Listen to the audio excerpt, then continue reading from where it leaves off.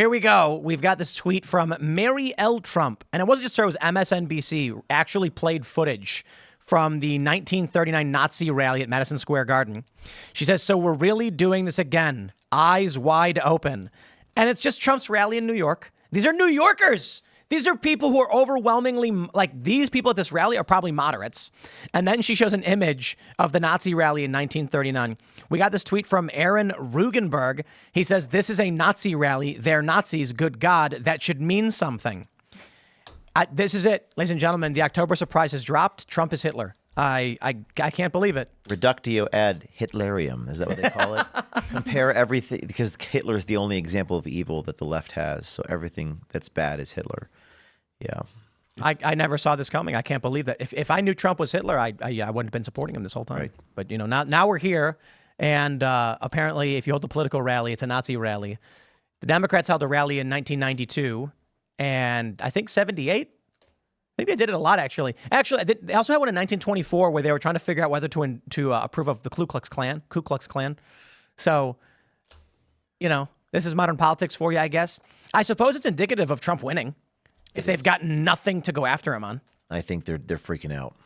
Yeah? I think they're freaking out. Yeah. I wouldn't have said that a few weeks ago, but I usually say it's 50-50 odds, but I think they're freaking out. And all this stuff helps them, But there's like I said, there's a lack of artifice in politics. And people want sincerity, and they're tired of the BS. That's just the way the American people are right now. So all these tactics are probably going to help them, I would think. Do you think so? In the past couple of weeks, we've seen Trump. He's now winning nationally. He's up by like 0.1. So it's margin of error territory, but he does have the lead at the national polls. And there's now some speculating that he could win the popular vote and the Electoral College.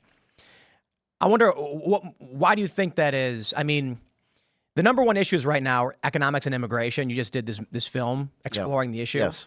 I'm wondering if you think it kind of feels like when Kamala did this press tour and she couldn't speak and then just called Trump Hitler over and over again, that's when things started to shift. But I'm wondering if people ever actually thought Kamala could deal with a border crisis or an economic crisis at all. Yeah, I mean, the film, we approached it from a humanitarian crisis. That's how I approached it. So a lot of times the left says close the borders is anti-immigrant, but we approached it, these people are being taken advantage of, which kind of inverted the whole thing on its head.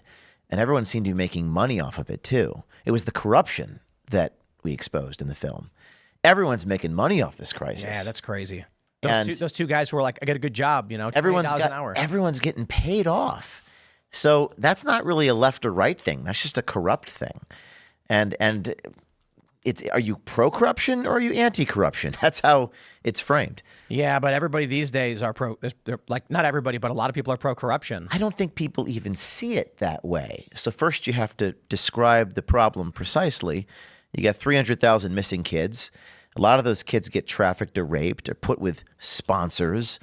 We don't know where the children are. And in the film, you actually see these little girls all alone in the desert. It becomes very real, very real, very fast. And it's emotionally overwhelming to people. So I don't think that's a right wing or left wing. I think that's just, do you want to save these kids? Do you want to stop the humanitarian crisis? And put that way, you gotta reform it. You can't have open borders. Yeah, but were you saying girls are getting put alone in the desert? Yeah. So in this film, Line in the Sand, it's a real unscripted documentary, and we actually see little girls all alone wandering around. The real people that we encountered at the border wall without parents, and they're drugged. And they're put in these homes with what they're calling sponsors. But unlike the foster care system, they don't vet who the sponsor is in the United States. So there's a lot of trafficking of people. And this is as a result of this open border situation. So people don't realize that. In the film, there's a few moments in the film that people were crying. Pretty wild. Yeah, I feel like this is largely why we see, I suppose, in more in depth, the Trump popularity or the MAGA movement or whatever. I see it as corruption, and at the root of it, going outside of economics and immigration.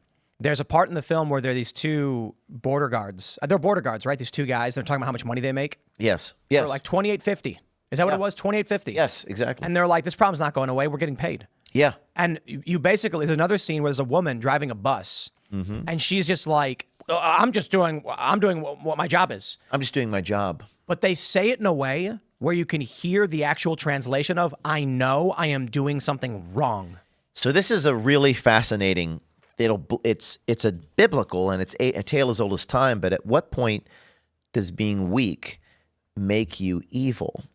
And throughout this film, all these people, police officers, border patrol agents are literally facilitating the trafficking of the people. They don't do any law enforcement, the Border Patrol. The cartel says we're sending 1,000 people over. The Border Patrol says, okay, we'll process them. So a lot of these Border Patrol agents have become alcoholics, suicidal. And at the end of the film, we meet this Border Patrol agent who's heroic, and he blows the whistle. His name is Zachary. And he's crying. He's in his patrol vehicle. This is like the ending of the film. But, Tim, it's remarkable to see all these people saying, if we stop the border crisis, then I can't feed my family because I don't have a paycheck. Now, that's wild. That's like saying, I need to facilitate the child trafficking so that I can feed my children. I feel like this is not just within immigration crisis, but everything across the country. And I think we're getting to the point where people are just saying, we can't live like this. We need people of honor who are going to say, you know, I look at this much like bribery. So I heard a story from Kim.com. He told a funny story about how he was driving through Russia, and you get pulled over, and it's like the bribes are expected, or some. He was basically saying that you get pulled over, the cops, they don't care about what's just or what's not. You give them a bribe. Have you guys been watching Penguin? Have you've seen Penguin? No. Oh, you're not watching Penguin? You're pop culture. The movie crisis. or the show? The show. I didn't know there was a show. It's really good. It's on Max, and there's a scene where this dude's got money. A cop stops him, and the cop says, "That's a lot of money for a young person." And the kid goes, "I don't know what you're talking about. I don't have any money." And the cop goes, "Oh, you're right," and then keeps the money. This when you have people who are just like, "I got to feed my family and I don't care." That's when they're willing to take bribes. They know they're doing something wrong, and we are 1 degree above bribery becoming a normal thing in this country. I think regular people are sick of it. They're sick of seeing border agents like Dr. Phil endorse Donald Trump. He talked on The View about how children are being sex trafficked and Border Patrol is facilitating it, and they know it. Like, that is a degree of corruption that I did not believe was possible. I don't know if you can pull up this clip of Apotheker, Tim. How do I find it? I'm going to text it to you right now, actually. He's crying in his patrol vehicle, and it's deeply moving. But this is... You sent it to me on Twitter? Which is your preference? Text you? X, because I can pull it on the computer. Okay, very good. We'll keep talking while I pull it up. But this is this evil of this is this aspect of line in the sand. Where do you draw the line? Because most people's, I say my price is my life, and I mean that. You have to kill me to stop me. But Tim, most people's price is actually their children's life. People will do anything to protect their family, rightfully so. Rightfully Even so. sacrificing other innocent children. But then the question is, and throughout history, what would happen is, especially in the Soviet Union, you and I've talked about this, is that people will do anything to protect their children. But what happens when you have to do evil things to feed your family? So it's this really interesting kind of biblical kind of thing that we explore in the film. And you meet so many weak people, so many people in this movie. I'm just doing my job. I'm just doing my job. And until you meet someone who is not weak. What's your @ on the X? Is it Timcast? Okay. I'm going to text this to you right now. Michael Malice said that there is no law. It's in your DM.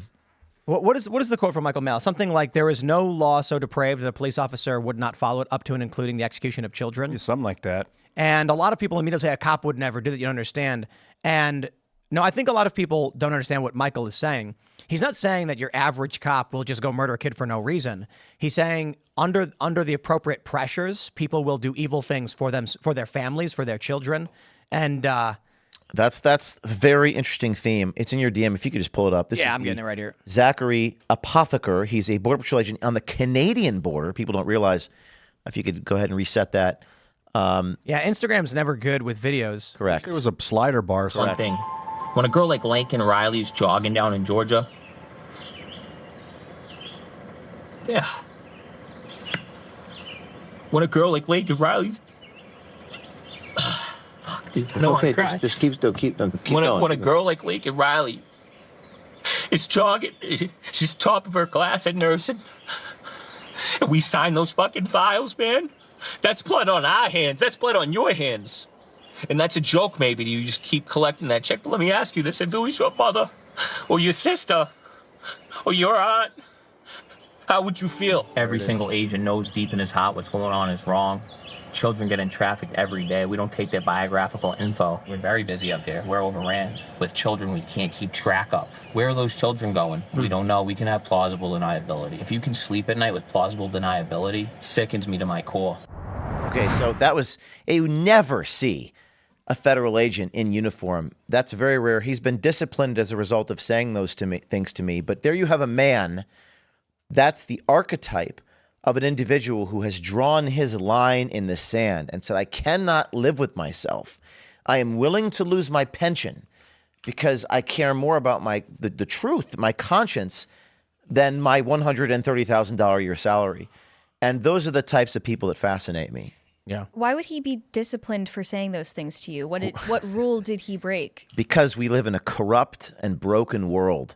None of the other agents in the film were disciplined for speaking to me. So because he told the truth, that's why he was disciplined. And to tell the truth in times of universal deceit is a revolutionary act, to quote George Orwell. So there are people who, like in this film, you have this woman driving a bus, this older lady, and she's like, I'm just doing what my job is. You know, she knows what she's doing is wrong. You could see it in her face. Absolutely. And these border guards who are like, well, we're getting paid. We get $28 an hour. This is never going to stop. These people are thinking, look, man, keep your head down, shut up, take the paycheck, and watch the world burn. When you get to a point where the majority of people in your society feel this way, this is the end for your nation, for your society, for your culture, whatever it may be. You need a greater majority of people who are willing to sacrifice for the greater good than you have people who are willing to exploit and rip it apart. Let me say two things about that. Number one, people think it's about something more than money. Now, that may be true, but what I found is it's almost always about money. Now, I was not expecting that going into the field of the desert and the Border Patrol crisis. Just like in Europe, labor is looking for more migrant hotels. Very important to understand that the asylum industry is a big business. A lot of people in Europe are making fat profits. In the United States, Health and Human Services gives like $1 trillion, like billions of dollars to companies that house little children. So if they stop the flow of the kids, they take away the big money salaries. So that was actually a little surprising to me. And in the film, Tim's talking about this moment when these two security guards are like, well, they can't shut this down because then we can't feed our family. So I don't know if Elon's going to come in or someone's going to come in and reform this whole thing, but you have to put a lot of people out of a job. He said something like that. He said that it's going to get hard for some people. Trump's going to fire a lot of people. We'll see. Thanks for checking out this clip from Timcast IRL. Make sure to watch the show live Monday through Friday at 8 p.m. Subscribe to this channel, and we will see you all there.